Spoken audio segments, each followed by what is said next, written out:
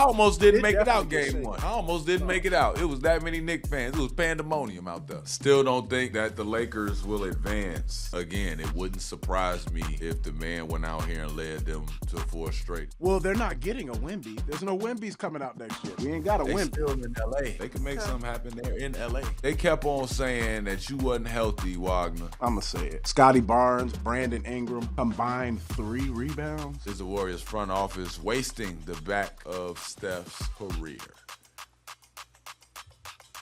I don't know.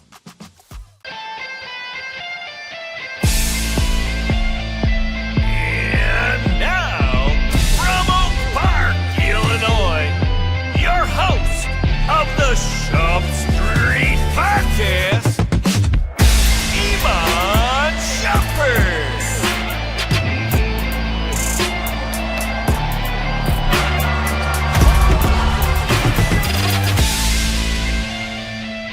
Well, welcome back in, everybody. What's going on? It is Shump Street. I am your host, Iman Shumpert. I'm here with my big brother, Ahrii, and this is the championship show with championship aspirations. First quarter, man. Y'all know what we're doing. We got to go through the rear view. It was a hell of a week of basketball, man. I'm satisfied with the week of work that these guys have put in. So, yeah, here we go. Let's go through it. Up first, the NBA playoffs started Saturday, which featured all the highest seeded teams with all the low seeds. The Lakers prevailed 107-98. Luke Kennard scored a career playoff high 27 points. LeBron had 19, 13 assists while KD sat out. The Rockets looked exactly how we thought they would look without KD. They struggled to score. It seemed a little stagnant. You start seeing how much Sengun benefits from having a guy like KD take so much attention on the court. Lakers really keyed in. They played some good basketball, man. Did the Lakers offense win this game, or did the offense of the Rockets lose this game? I think that the Lakers' ability to stay within their role is what won the game. They didn't try and do too much.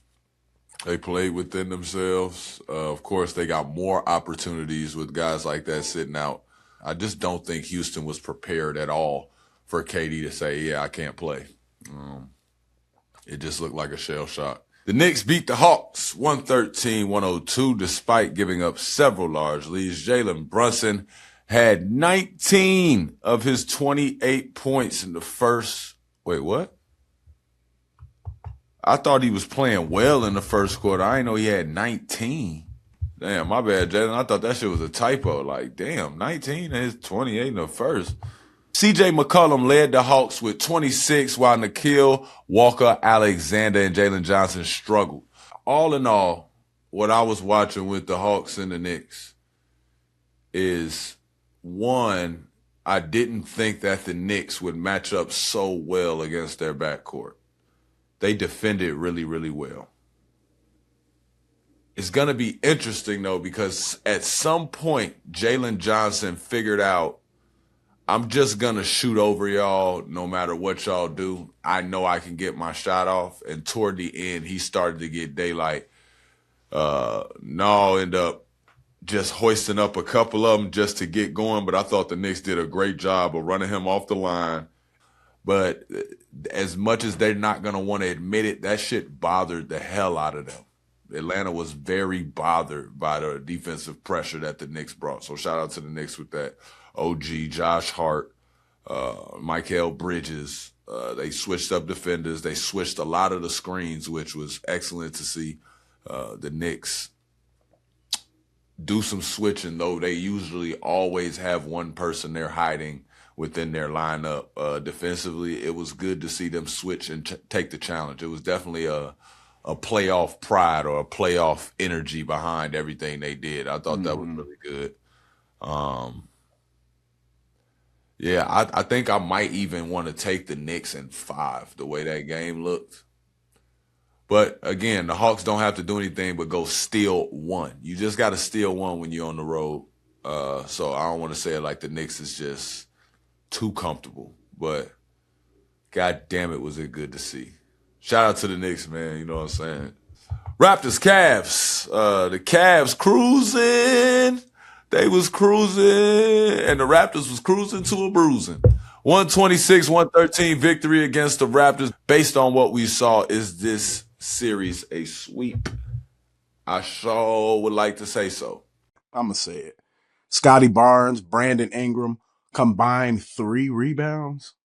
The Cavs said it wasn't enough rebounds out there. They said the ball go in good.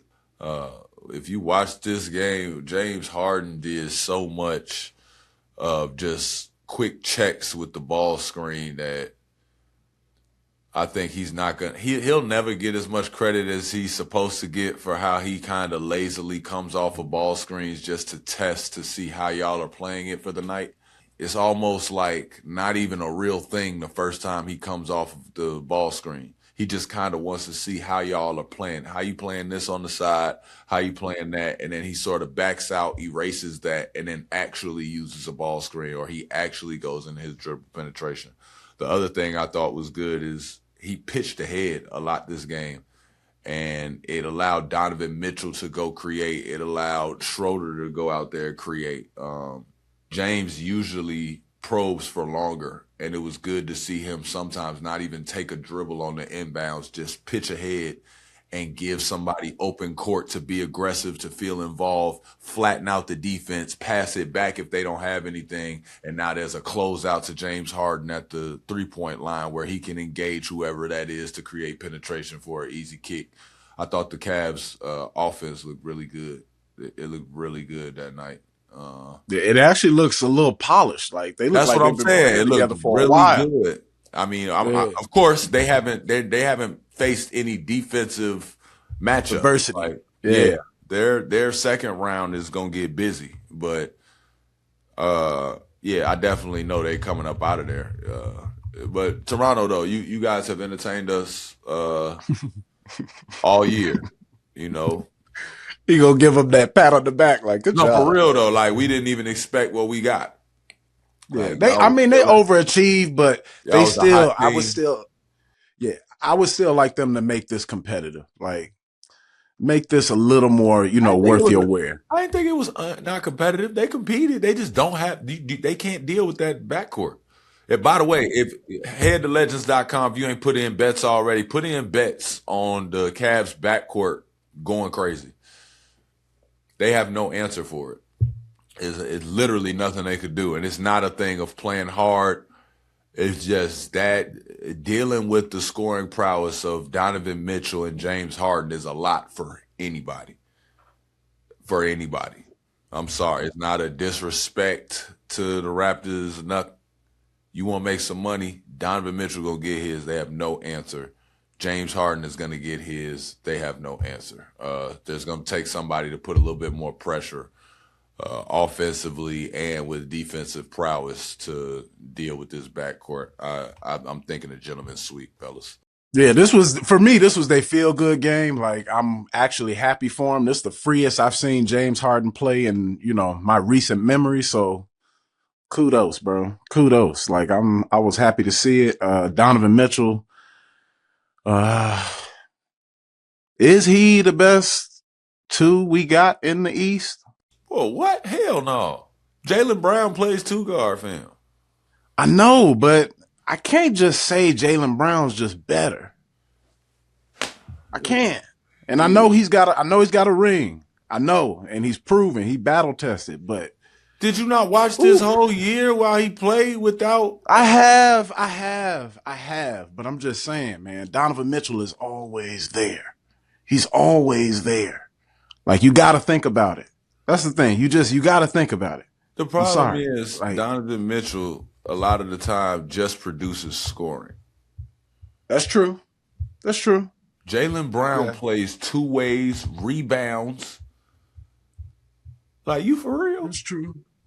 This ain't even. I'm not. No. I'm not trying to make a debate or have a hot take. I'm just saying. That's a hot take, nigga. You can't say that. And then it's not a hot take. I'm not saying he's better. That's what I mean. I'm not saying. I shouldn't have said best of the East. Take it back. Sorry. You take it back. Yeah. You take it back. You shut your mouth. You shut your mouth. You are crazy. Man, Fuck it, it's close though. Yeah, I'm still you giving are myself a crazy. little credit. Wolves, Nuggets. The Denver Nuggets came back from 10 down after the first quarter to beat Minnesota 116-105. Jamal Murray had 30 points and was 16 of 16 from the free throw line to lead all scorers. Jokic had another triple-double with 25, 13, and 11. I do want to say this. Even though Jokic had a promising 25, 13, and 11, before I go on, I want to give Rudy Gobert his just due. Because he hooped. Yeah. No, he hooped his ass off. That Yeah, nigga I had ain't the gonna game lie. of his Rudy life. He Gobert, had the game of his life. you was hooping, and you wasn't just hooping like in some stat shit. Like, I know you shoot a high percentage, you stay around the rim, you play efficiently, cool. You was aggressive. They was doing the dribble handoff, deny. You would take a dribble straight across the court, find the next available guy, turn that into a ball screen, roll, get you the pass, don't get you the pass, don't matter, go to the offensive rebound. You was everywhere tonight. It's not going to show. It was a lot of times you had big possessions, guarding, influenced the shot, changed the shot, influenced them not throwing the pocket pass because your hands are there, your hands are alert, you was getting deflections, you was everywhere. I don't want to take it away from you just because dude had a triple-double. You hooped your ass off, and I be talking shit. So I'm glad you went and hooped. Yeah, I ain't gonna lie, I'm glad you went. I'm starting to feel like I'm inspiring y'all. That's what I'm starting to feel like y'all watch my show and I'm inspired. Ain't no way you gonna try to take credit for his game. Take credit for his hard work. Yeah, man, I think I'm inspiring y'all ass. Lighting a fire up under their ass. Yeah. And then go out there and work hard as a grown man. Y'all just say, you go to work every day, right? You go to work. It away. I also kind of knew already what I was getting myself into. The Minnesota Timberwolves have to, I don't know why, but they have to have their back to the wall, or it's like they just don't give a fuck. It's very, I can't figure it out for the life of me, but they have to have extreme situations in order for themselves to just lock in and prosper. So I kind of almost expected this. I don't like it. DiVincenzo starting to play like we know him to play again because it's playoff back. He one of them lights guys. He likes the playoffs. He likes this because he was quiet for a little bit. He's starting to get some pop to him. Where the shit talking at though, DiVincenzo? God damn, you ain't talk shit since you was on the Knicks. Talk some shit. You can't say that. Yes, you can say. You could always say something. Talk yourself into some shit. You play better like that. Talk that shit. We out here quiet, man. Hey, if they ain't never told y'all, a quiet player is a selfish player. Quit being so quiet, man. Alert people and tell them what y'all see out there, dog. Come on now. You a dog. Damn, who told you that? Who told you a quiet player is a selfish player? Well, they really said quiet nigga's a selfish nigga, but. Oh, okay. Okay. I was about to say, man, there's a ton of quiet players that I love personally. There's players that you wouldn't even heard their voice unless we begged them to speak. Who? But go on. T-Mac. Remember, T-Mac didn't say nothing. Why they ain't win? You should probably say more. I'm for real, though. Like, the best player especially should no. No. I wasn't saying you ain't the best. I was just saying, like, that just didn't mean you were selfish, but you said it, not me. I'm saying that's the idea behind the thought. The thought is, like, if you know this is about to happen and you don't alert the other four players on your team, you're selfish.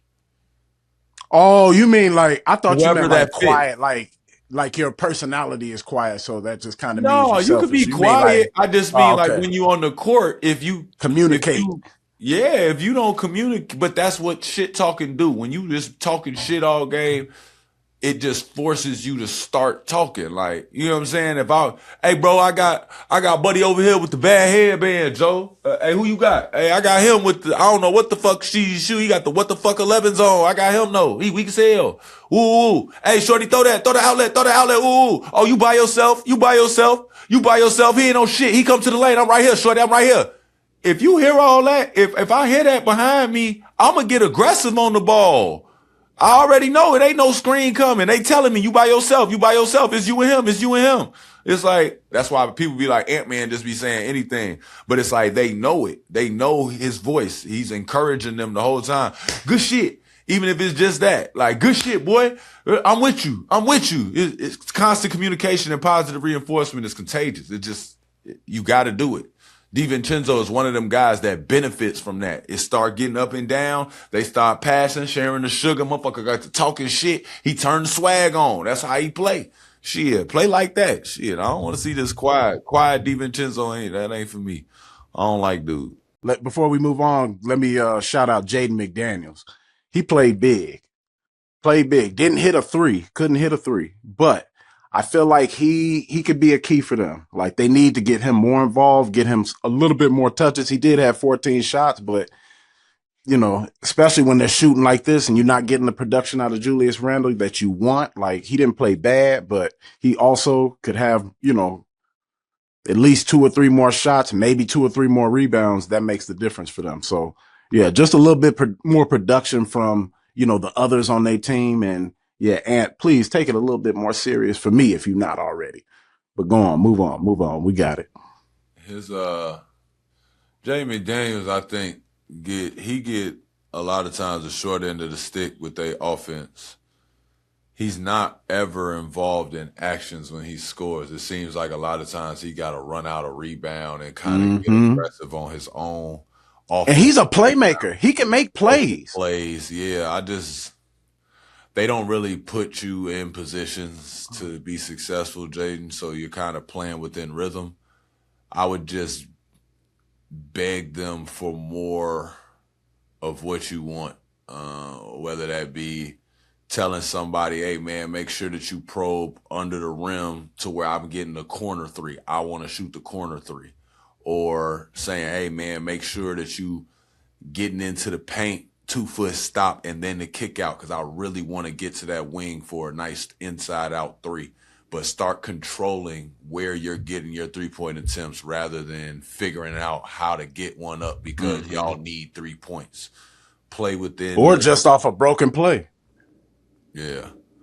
But play within your rhythm. Play within feeling like every shot you shot is a good shot rather than a couple of these ones that go up contested literally because you're not involved. But I feel like you taking the bait sometimes. Don't take the bait. You don't got to.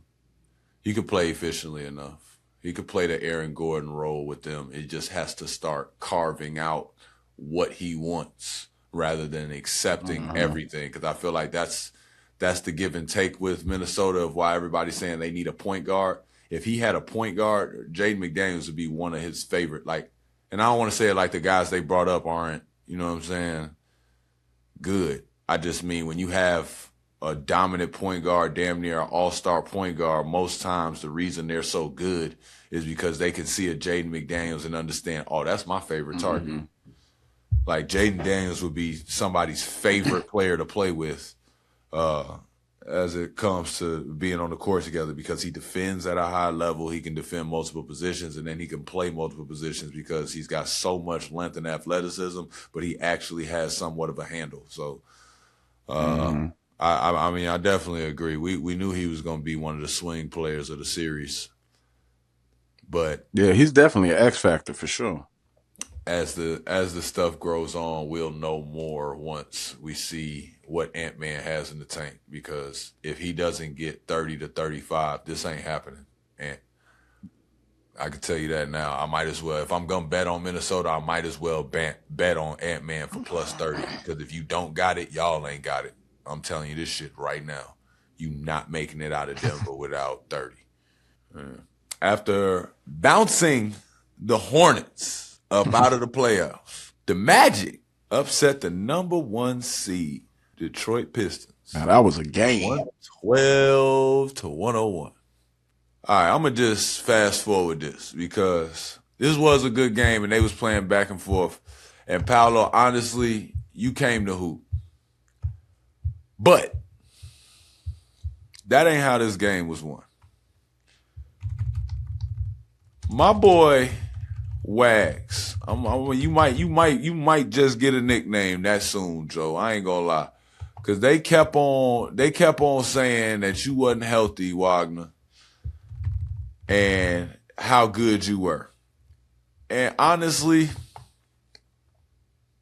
I ain't believe in you, Franz. I ain't gonna lie. I ain't believe in you. There's no bullshit. At the end of the game, Detroit was finna make that push. Cade was busting y'all ass. And instead of going to Banchero, Orlando gave the ball to this man here, and he dog walked their ass. The reason it's tweaking me out is this the Jalen Johnson thing where it's like, yeah, maybe we should run it through him. The end of the game, I think I like Franz. He's just more efficient. But he plays like a guard. So it's like he plays, 16. He can run sets, and he can guard multiple positions. So that's why it's like, man, I don't know, it's tough. It's tough. That's a crazy the hardest thing about punch. him, he don't settle for three. No. And he can shoot it too. He can shoot the three and the mid range, but no he ain't gonna settle. He's gonna take and he can handle the ball. That's one thing I could say yesterday that surprised me is that he can handle the ball a lot better than I thought he would, especially in that late game situation. He ain't got no handle. He ain't got no yo-yo. No. I'm not saying he got a bag and this, that, and the third, but I'm saying he got enough to keep it away from you and to control the whistle. So it's like if he needs to get fouled, he can get fouled. And I think he had a and one or two down the stretch when he was going on that scoring run. So that's what I mean. And even like with back to the basket, he could play off other players. He was good in the pick and roll action. Like I don't know if he just played a really, really good game, but that was really productive. For 32 minutes, that was super productive from him yesterday. That was a surprise, bro. I'm not going to lie. But yeah, I have to say Wendell Carter Jr., though, is the difference maker. That man made shot after shot down the stretch. Like, he had the defining shot that, put them out of reach. He had it was like a back to the basket, like nice post move that got them I think it like stopped a run or whatever, but all of it was late games. But whenever they really needed a bucket and it wasn't coming from Banchero, he benefits from cleanup. True. No, definitely true. He benefits from cleanup and guards penetrating, up faking, and handing off. He don't be ISOing or doing nothing like that. No. I'm not saying he was, but I'm saying he did have 7 boards and he had 5 assists. That's what I'm saying. So it's like he's still moving the offense. He's still starting the break. He finished a lot of defensive plays for them. Like I said, down the stretch, he was super, super important. So I don't know. Like, to me, he did a lot of work, and he did a hella good job protecting the paint. Like, he was boxing out. No, he was Banchero was down there too. Like, that's why I'm not even gonna act like they big men wasn't. But yeah, Jalen Duren, he got his work cut out for him, man. If Paolo come out here again like this, it's gonna be difficult to deal with. Detroit been sitting down chilling. Jalen got to get it. He was very animated. He was everywhere though. The first quarter, he was everywhere. He couldn't calm down. Like he just couldn't control himself out there. It was too much. He was high strung. But I fuck with it though, because he needs to bring that type of energy. It's just he didn't understand why he kept fouling. Like, really, you had 8 fouls, bro. I ain't gonna lie to you. For real. I was just finna say, really, it was the fouling that got in his way. But I mean, he started off hot. I believe he had. But they let him play through it. They let him play through it. Because he had 5 fouls that probably was 6 minutes to go. Mm-hmm. Like, they let him play through it. It's just he was thirsty. Like, he was everywhere though. I'm happy for him. He was thirsty as hell, Joe. I like it. You got to bring that type of level in the playoffs. Mm-hmm. We were complaining about the effort from the Magic, and they brought it. Like, bravo to them boys. Like, y'all brought it. We've been talking shit. Clearly, we inspired you. You know what I'm saying? They gonna be mad. You just be inspired, bro. You know what I'm saying? Don't be mad. Be inspired. That's raw. Don't be mad. Be inspired, bro. No, I like that. I will touch on this for Detroit. I know y'all just sat down and you just been waiting 6 days. I totally get it.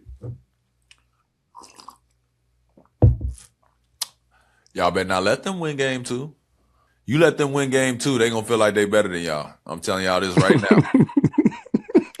Sixers, Celtics. The Celtics handled the Philadelphia 76ers 123-91. I mean, we knew it was coming. Without Joel Embiid, I told y'all this might not be as entertaining. Tyrese Maxey, as far as I'm concerned, shoot the gun, throw the grenade, throw the flashlight. You feel me? Use the knife. Yeah, the knife. Whatever you got, pepper spray. Let it all go, dog. Let it all go. I know they play a team defense too. So it's like it's rough. It's not even like there's an available one-on-one for you to really be good. Like no matter how good you are, you're not 3 people. Like they got first help, second help. They don't let you go middle. They gonna corral the middle. They gonna push you to sideline, use the baseline as a defender. Like they are a handful. You ain't gonna make no money betting over there. Y'all gonna have to figure it out. We'll get to that later. Phoenix Suns at the Oklahoma City Thunder. Much of the same thing we just talked about. 119-84. Even with SGA shooting only 5 of 18 from the field. The beginning of that game, I felt like, are the OKC Thunder gonna run into issues with the Phoenix Suns? Because at first the Phoenix Suns seemed like they was hooping. It very much so was a back and forth. They was down like 4 to 6 points, but it seemed like they was frisky. They was into them. They had called you remember they called like 4 or 5 fouls back on Phoenix because they was just jawing and they was creating a playoff environment. And it seemed like right after y'all did that dumbass shit with all them fouls, they hit their 2 free throws, and then they just start chipping and going away. It's like y'all lost y'all legs or something. Like y'all just got tired. And then I sat back and thought about it.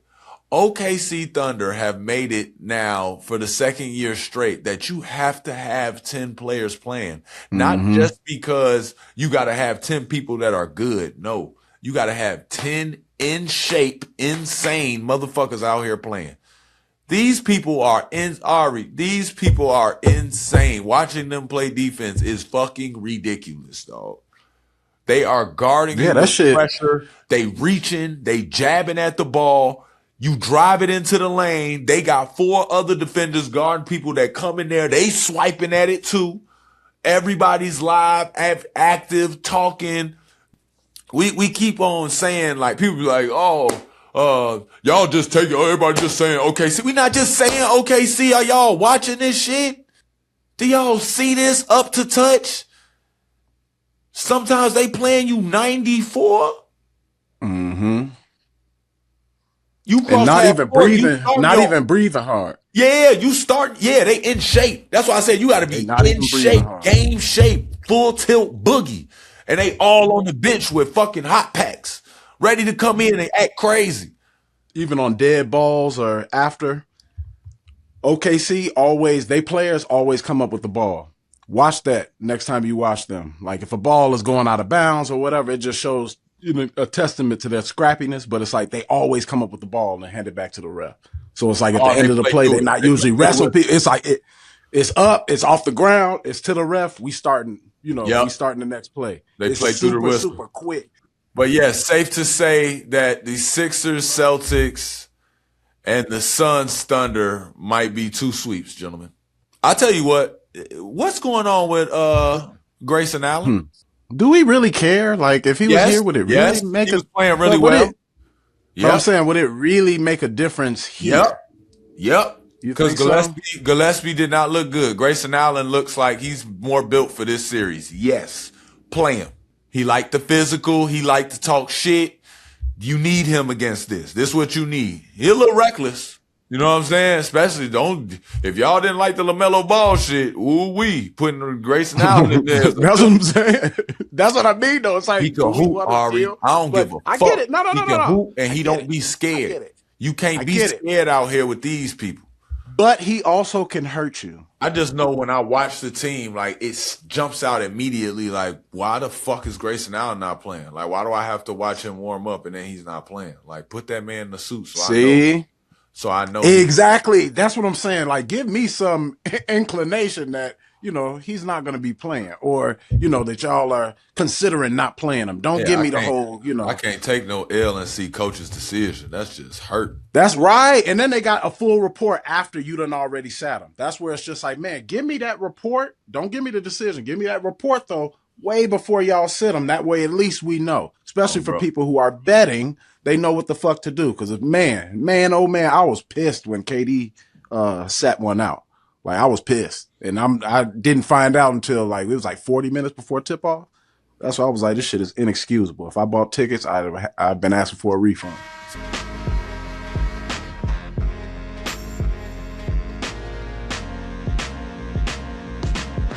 We're going to enter into the second quarter and ask what went wrong. We're going to look at these intriguing play-in teams that didn't quite make the cut, specifically what went wrong and what does the future hold for them.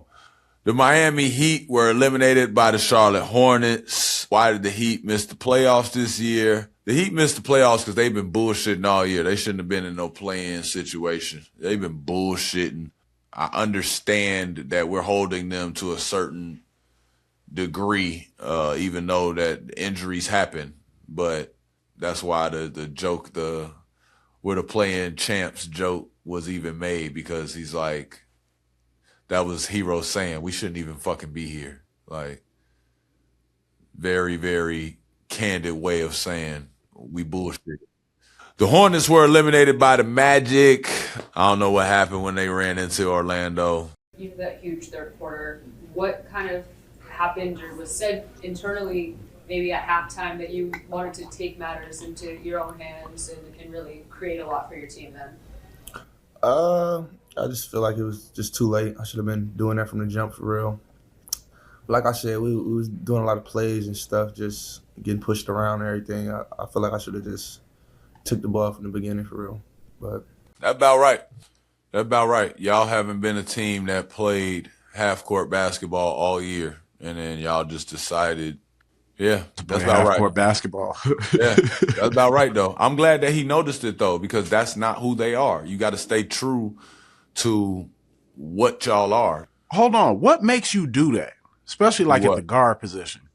Like where it's like you go away from what you've been doing well. It's almost, it's like the moment. So it happens without you even noticing it. Yeah, because the game there's stakes on the game now. It's pressure. Motherfucker asshole get tight. Ooh, get nervous. Real talk. Real talk. This should have make a man out of you. Make the hairs on your back stand up. Motherfucker, all of a sudden, motherfucker can hear the coach. Yeah, that pressure get on you. For real, though. Motherfucker be in the middle of walking that shit up. I know, but wouldn't that speed the game up for you as opposed to, all right, let's slow down? And some players, but think about Swisher's situation. The moment became so big, JR just glitched out, turned around, started looking for people. It's like, what the fuck would you do that for? Because it's like the moment's so big, you trying not to mess it up. You like, damn, you only get one shot. Do not miss your chance to blow. You feel me? You trying to make sure I don't let go of this moment. So LaMelo probably thinking in his head, damn, this is what they be saying, that I'm immature. Let me just run the offense, not force. I don't want to force. Right, but don't prove. But that's my thing. It's like, why now? Don't prove it now. Like that's where it's just, to me, it's so weird, because it's like, man, this ain't the time to be trying to prove shit. Especially if it's like, man, if you've been working all year doing this, that, and the third, if you haven't showed any glimpse of that up until this point, don't prove it now. Like, don't be a hero now. Everything's different for everybody, but that's true. That's true. You know that's what I'm saying. I'm not indicting LaMelo or nothing like that. I just wanted to know personally, because I ain't never been in that position. Yeah. It's just the moment changes and you start feeling like, damn, I know I want to go. I want to just go on them, but I don't want to make this about me. Like, all my guys work their ass off to be here. So let's run something that we all get a chance. We all could be a part of it, rather than me just feeling like I got to put my head down and go. It's just, once you start seeing the game slip away, you like, fuck that. I got more in me. I could make something happen. So he probably just recognized it a little too late. I'm glad he recognized it, though. You've been that way all year. Who? The Clippers was eliminated by the Warriors. LA started off 6-21 and finished above 500 to make the play-in game. Should the Clippers push for the playoffs or rebuild next season? If they had kept Zubac, I'd have been hyped. But because they didn't keep Zubac, I ain't as hype over there. I ain't gonna lie. As good as Kawhi is, I think if I was the Clippers, I would get something for Kawhi right now. I ain't gonna lie.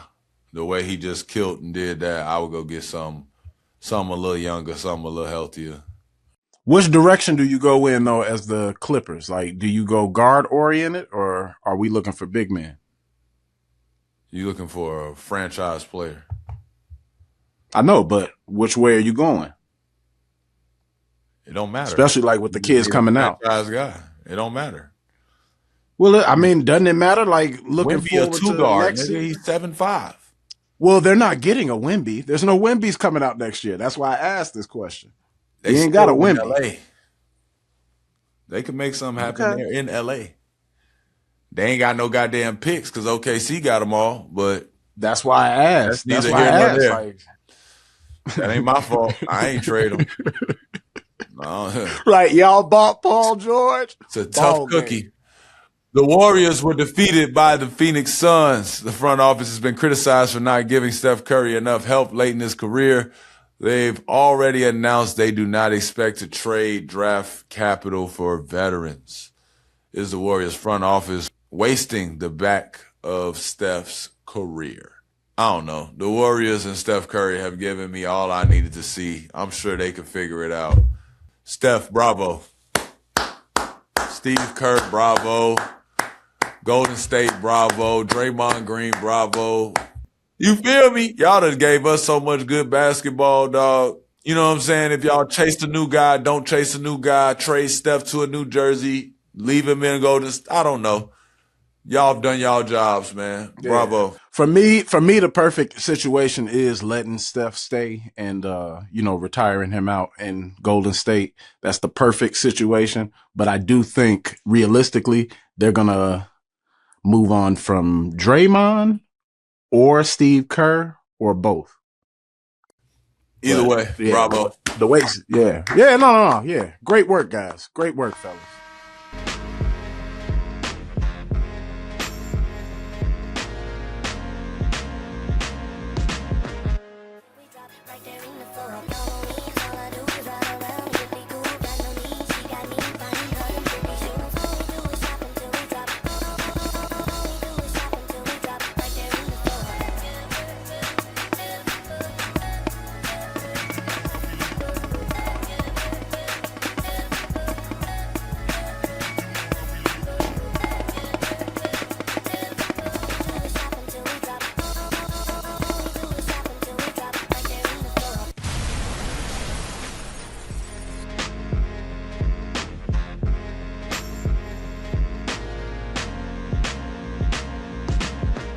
It is now the third quarter and the official NBA awards finalists are out. Most improved player, Nickeil Alexander-Walker, Jalen Duren, Deni Avdija. No surprise in this list. I like this list. As much as Jalen Duren seems like the most promising based upon their record and what he did for all the year, if you're watching these playoffs right now, it's going to be hard not to give it to Deni Avdija. Yeah, I would give it to Nickeil Alexander-Walker. Winning is involved, and I think that Nickeil and Diddy are going to take the short end of the stick on this because winning's involved. And we're talking about a body of work that Jalen Duren, from the steps and strides that he's taken since last year, you know what I mean, being a big in the East, how much their defense has improved, being number one seed. That's true. They were the number one seed. I would be very surprised if somebody gets it over Jalen Duren, but I'm definitely going to be happy for Nickeil and Deni if they get it. So shout out to the NBA for that list. That's a good list. Everyone's a winner. Everybody wins on this one. There's no wrong answer on this this category, and that's great to say. Sixth man of the year, Tim Hardaway Jr., Jaime Jaquez Jr., Keldon Johnson. Damn, that's a tight race. That's a tight race. Again, I low-key think Keldon got this in the bag, kid. And I love me some Tim Hardaway Jr. That's my young boy. He means more to that team than I once thought.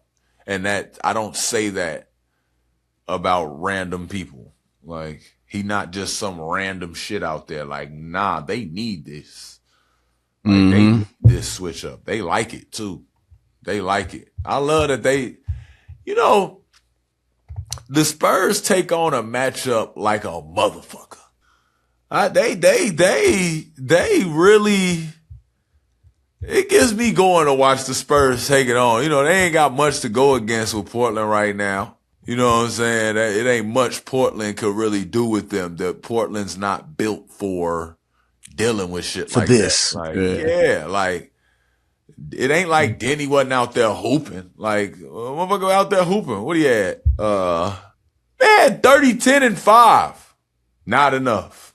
It's not enough. I was just going to say, Wemby them was just staring at him like, yep, what else? What else he got? The only way we even going to see more out of Portland, I got to go at my mans, dog.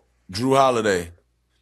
The only reason they feel comfortable being there is because you played well. You cannot play bad. I know that's putting a lot on you, Drew.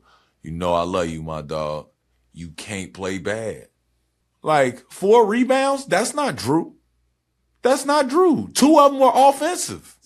But it's like, I need a little bit more Drew Holiday with actions. Like, he usually is an action guy. Running a dribble handoff, coming off the ball screen, 2 dribbles, getting inside, getting a foul, getting a bucket, getting to the free throw line, corralling guys, making guys feel like, hey, this game ain't going to get away from us. Like, I got to challenge Drew. He's a champion. This is the only reason y'all got it done in Milwaukee. Like, he's a champion. Like, this is what you go get. So, yeah, Drew, I need more from you, Drew. My bad. We were supposed to be talking about most improved player, and we got off on the tangent. I need more from you. I'm allowed to ask for more.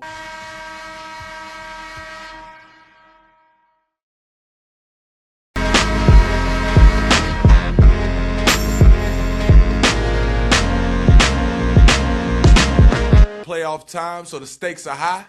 This is the fourth quarter, brought to you by Legends. Oh, that's our partner.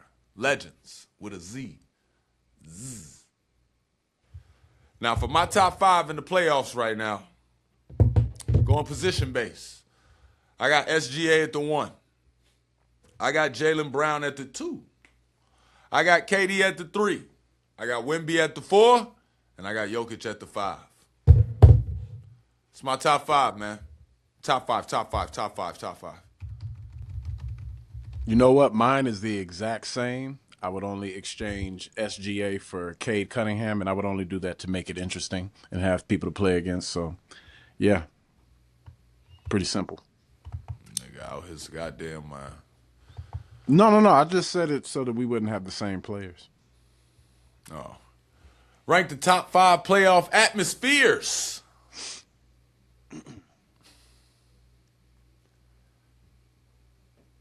I'd say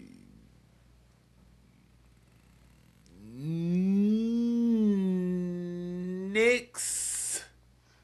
Oh, he had to say that. Hell no. You ever tried to play a playoff game in New York? No, but I've been to more than a handful.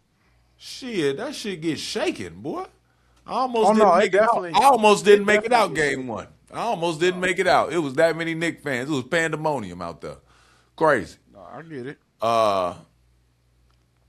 Yeah, I'm going to go Knicks, Thunder.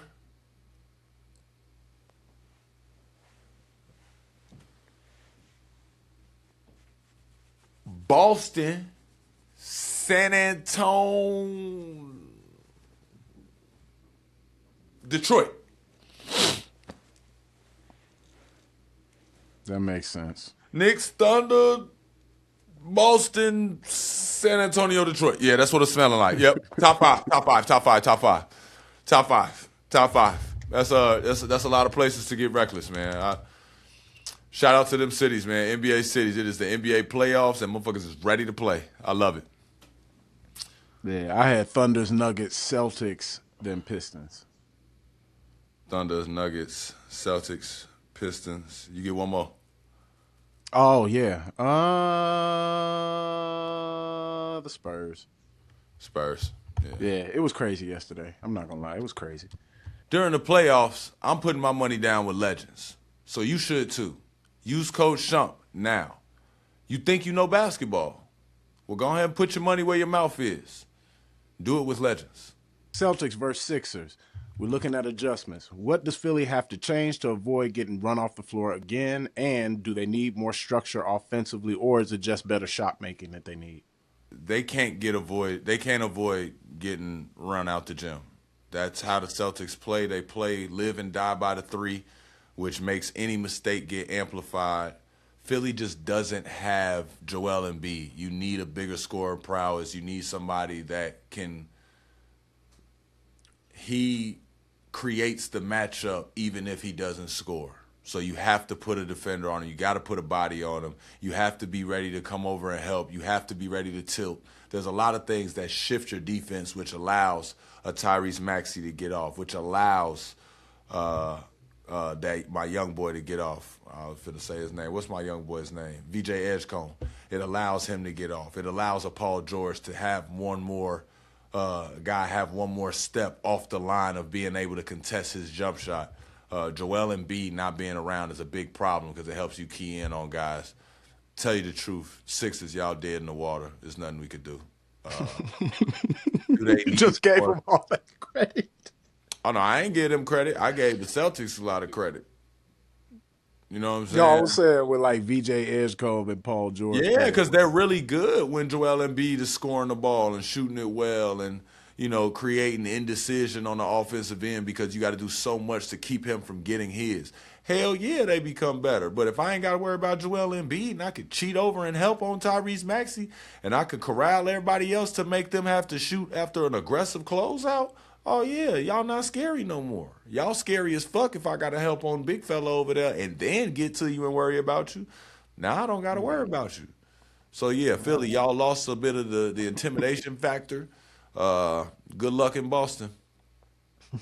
Is there a time limit on Joel coming back, or is he shut down for the series? I believe he shut down, man. Okay. Well, good to know. All right, Thunder versus Suns. How do you handle a team that's turning defense into offense like OKC is? I'll tell you what, you don't. That's why they're going to be winning the championship again. I'm very entertained throughout the playoffs, but seriously, unless somebody can match that and say we could defend too and not get tired. Because there's a lot of people that could defend. They could do it in spurts. They could do that for 4 minutes. They could do that for the last 6 minutes, maybe a quarter. These people, from the time the ball goes up, they is on your ass. You have to protect every catch. You have to protect your handle. Even if you get downhill, it's under duress. Jalen Green was falling over, finna fall on his nose. Mm-hmm. Alex Caruso was all over this man. And Jalen, in your defense, a couple of them was fouls. He did foul you. But the ref was so excited to see somebody sliding their feet, he couldn't believe it. He had to watch it for a little bit just to see if you messed up before him. So, OKC, the way they play, nah, bro. I don't think a lot of teams can handle it because they don't play like this all year. They play like this all year and then turn it up in the playoffs. 10, 11 guys being able to come out here and raise the level is ridiculous, man. I think their second group is more intimidating defensively than their first group, and that's saying a lot because their first group, right. Our hands full dealing with the OKC Thunder in the West, and they playing on 0% fatigue too. Like they don't get tired, so at all. Yeah, plug and play. Right, good fucking luck. All right, moving on. Pistons Magic. Let's talk. How do you take the pressure off of Cade so he's not carrying the entire load for the Pistons this year?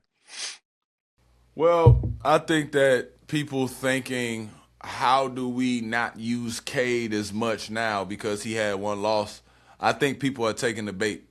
I think we've been watching all year Cade make all the decisions and Cade do this and do that, especially toward the end of games. You got to watch Cade really make sure that they walked into a timeout every time.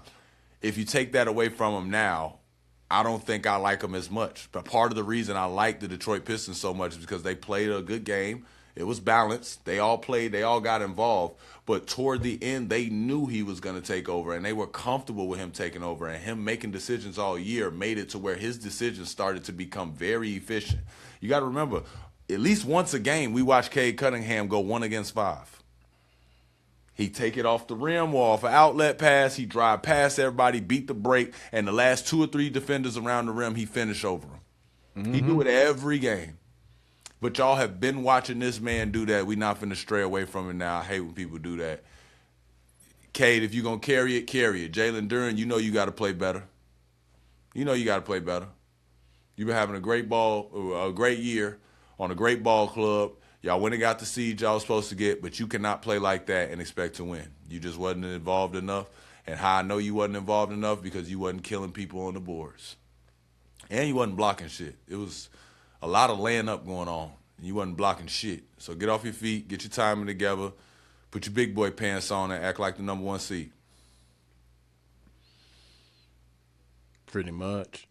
All right. Is it worth the Magic running their offense through any of these players? Yep. Wagner, I'll stop you right there. Yep. Well, you ain't got to go through it.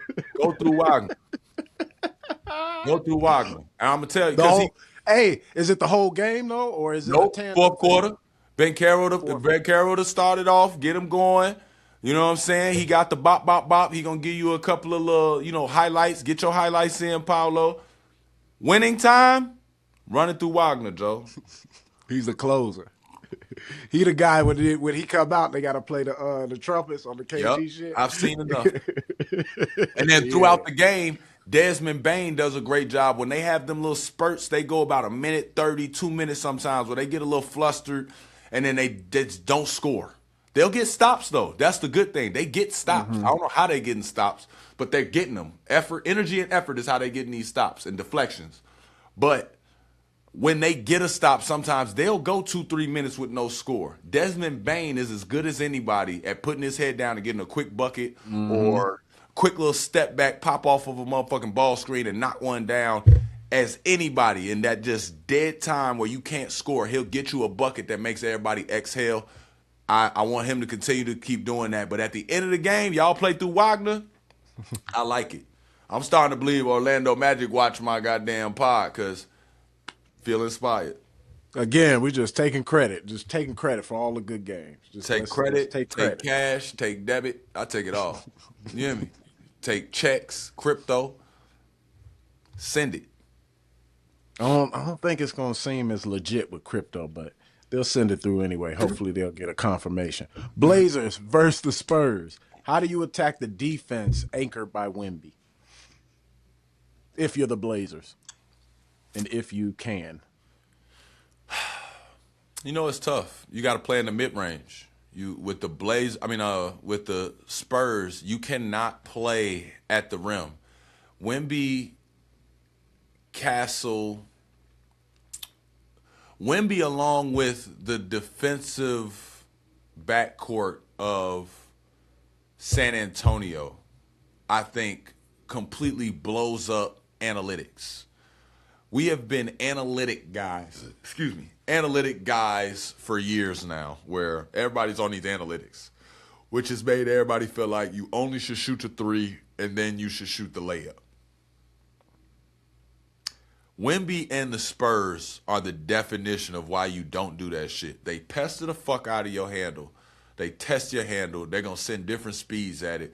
And by the way, didn't he obvious for you to be doing what you was doing and Steph Castle's out there? He was putting in work. Hey, boy. And my man was exhausted by the end, too. You seen his face? Yeah. And that's another part. That's another part of the game, though. This is the part people don't talk about. You could score it, but it's going to tax you. And you got a guard on the other end. Some people ain't never been to that level, especially not for those 7 games. So you're going to have to defend as well. You can't just hide against San Antonio. They not going to stop De'Aaron Fox. I told you put 3 holes in De'Aaron Fox's back. He a bowling ball. It's downhill. and you make a mistake in that motherfucking running, he see you flinch and look like you helping a little bit, they throwing that to the rim. You saw big fella almost the way he be cocking that thing, you thinking he Yeah. outside the lane, he be finna poke that too. On soul. On soul. It's a lot. Like, the way to attack them is to get in the mid-range. You get in the mid-range, that's no long rebound. No long rebound doesn't encourage the Spurs to get out on the breakaway. So you take away their breakaway, Right. you make sure you can get in that mid-range. But you're going to have to get Stephon Castle, De'Aaron Fox, Dylan Harper. You're going to have to get them on your hip, damn near on your back. Probe, look off, and then get that little jumper in. Because if you think you going in there to lay something up against Wemby, you out your goddamn mind. Yeah. So, yeah, I would play in the mid-range. Play in the mid-range, a lot of off the glass, 1-2 dribbles, get downhill, shot fake, DeMar DeRozan, bump, get you a foul, get to the free throw line. Don't take it in there to make that man successful. You start throwing bad shots up, he get the blocking it, they get the getting out on the breakaway. Don't make that man successful. That's how you do it. Get to that mid-range. Lost art of the mid-range, because you is not finna be a stat guy over there. So you think the mid-range pulls Wemby away just enough, especially if you hitting it in order But to. if you hitting it, it pull him away, and it give you a second chance shot because you finally get him out the lane, because he will come out there to contest. When he does come out there to contest, by the time he turn around to go get the rebound, it should be a forearm in his motherfucking chest. Huh. You got to give him one of them, shorty. Four. Yeah. Okay, who gonna be the first one to go out there? And then you got to start looking. Right after you do it, you got huh. Right, Yeah, that's what I'm saying. Right away, get to looking like you ain't just do that. You got to do that sternum. You got to hit him in the sternum, shorty. Real talk. You got to get a free hit. Huh. It's going to be a long game for you, big fella. Sorry. Well, you probably ain't going to catch him. You probably ain't going to catch him here. You probably going to end up catching him in the stomach, so be careful. I was just about to say, you ain't gonna get him where you Be want. careful, because he fuck around and fold over. You going to be out with a flagrant 2. Look like. Don't let Lou Dort hear you talking about this. Matter Oh, of fact, so. don't let Lou Dort. Oh, no, they going to battle him. They going to battle. You know he going to battle when they get to OKC. You going to battle. They going to test you. You going to battle. Real talk. They handsy. They push. They foul. They scrap. They claw. They bite. Yeah. San Antonio, I'm not gonna lie, they're kind of similar. Like, the makeup is low key the same. It's They the just- same they got- thing. it's just OKC though has a little bit more scoring wise, and They got more gifted horses. athletes, I think. They got more horses. Like, they're just people who can do everything on that Athletes. team, or They seem got like they real can do athletes. everything at any time. Even Caruso, great athlete, not the greatest, but it's just like all the intangible shit he does. The defense, the even his slides. Like, it'd be like, bro, why you slide so well? Yeah. And you supposed to be injured. Like, As there's my something boy wrong with his as my boy Perk say, man, sliding them slide puppies. them puppies. Yeah. But yeah, man, it's easier said than done. We can come up with strategies all day long, but yeah, it does sound like we're gonna have to get, or not we, but Portland's gonna have to get physical with Wemby.